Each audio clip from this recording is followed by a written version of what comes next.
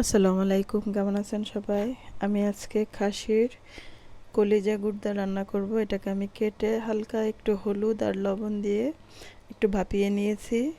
আর এখানে পেঁয়াজ কাঁচামরিচ নিয়েছি, তেলে গরম মশলা তেজপাতা আমি এখানে হাফ চামচ করে সব মশলা দিয়ে দিব, হলুদ মরিচ ধনে জিরা। আর এখানে দিব 1 চামচ করে আদা রসুন পেস্ট।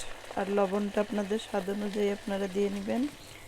আমি এখানে মশলাটা কষিয়ে নিয়েছি, এখন কিছুটা আলু দিব, কলিজাটা দিয়ে দিব। এটাকে আমি হালকা ভুনে নিব, তারপর একটু পানি দিয়ে আবার সিদ্ধ হওয়ার জন্য দিব। আমি এটাকে একটু ভুনে নিয়েছি, এখন হালকা পানি দিব পুরো আলুগুলো সিদ্ধ হওয়ার জন্য।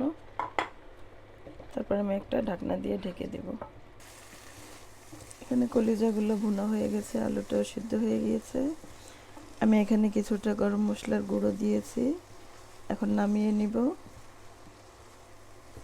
আশা করি সবার ভালো লাগবে। ভালো থাকবেন সবাই। আল্লাহ হাফেজ।